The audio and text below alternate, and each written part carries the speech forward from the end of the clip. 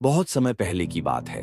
हिमवती राज्य की रानी अमृता अपनी सुंदरता और रुतबे पर बेहद घमंड किया करती थी। उसका दरबार सोने चांदी से सजा रहता और हर सुबह वो आईने में खुद को निहारते हुए कहती, इस संसार में मुझसे सुंदर और शक्तिशाली कोई नहीं। राज्य में कोई भी भूखा हो, बीमार हो या दुखी, रानी को उसकी परवाह नहीं थी। केवल अपने वस्त्रों, आभूषणों और राजसी ठाठ में मग्न रहती।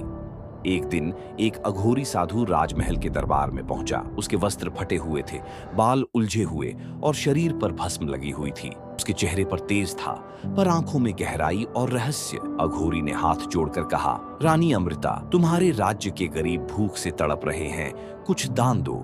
यही तुम्हारी असली परीक्षा है। रानी ने उसे ऊपर से नीचे तक देखा और हंसते हुए बोली, क्या ये भूत जैसा आदमी मुझे उपदेश देगा? जाकर किसी जंगल में तंत्र मंत्र कर, यहाँ तेरी जरूरत नहीं। पूरे दरबार में ठहाके गूंज उठे। अघोरी की आंखों में अब आग जल उठी।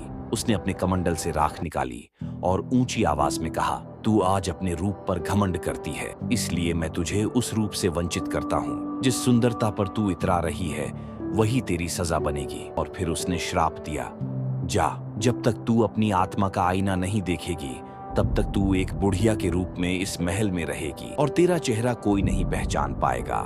रानी हंसी, लेकिन कुछ ही क्षणों में उसका चेहरा झुर्रियों से भर गया, बाल सफेद हो गए और शरीर कांपने लगा। दरबार के लोग डर से चिल्ला उठे। रानी की आवाज भी कांपने लगी। मैं ये क्या हो गया मुझे? महल से बाहर निकाली गई रानी अमृता अब एक थकी हुई, कांपती बुढ़िया बन चुकी थी। उसकी आंखों से आंसू रुक नहीं रहे थे। वही रानी जिसके नाम से पूरा राज्य थर्राता था, अब सड़क के किनारे बैठी रोटियों के लिए तरस रही थी। कोई उसे पहचान नहीं रहा था। उसके राजसी वस्त्र भी अब उसे बोझ लग रहे थे। वो गलियों में भटकती रही, भूखी प्यास से बेहाल। लेकिन सबसे ज्यादा उसे अपनी पहचान खोने का दर्द सता रहा था। रात की तन्हाई और आत्मा की आवाज। एक रात जब वह मंदिर की सीढ़ियों पर बैठी थी, एक वृद्ध पुजारी ने उससे पूछा, माता, तुम्हारी आंखों में पश्चाताप है, लेकिन दिल में अभी भी घमंड की राख बची है। जब तक आत्मा के आईने में खुद को नहीं देखोगी, श्राप नहीं कटेगा।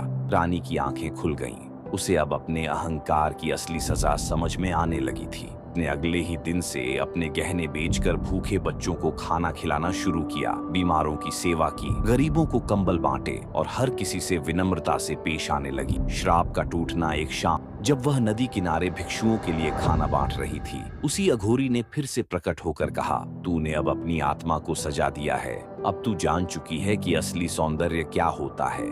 उसने एक मुट्ठी भस्म फिर से उसकी ओर उछाली और आंखें बंद कर मंत्र पढ़ा। पल भर में झुर्रियां गायब हो गईं, बालों की सफेदी खत्म हो गई और रानी का चेहरा फिर से जवान और तेजस्वी बन गया। लेकिन अब उसमें घमंड नहीं, विनम्रता और करुणा थी। एक नई शुरुआत। रानी अमृता वापस अपने महल लौटी, लेकिन इस बार वो पहले जैसी नहीं थी। उसने राजमहल के दरवाजे आम लोगों के लिए खोल दिए, भंडारे शुरू करवाए और दरबार में गरीबों की समस्या सबसे पहले सुनी जाने लगी। राज्य में अब सौंदर्य का मतलब सिर्फ चेहरे से नहीं, हृदय की सुंदरता से जाना जाता था।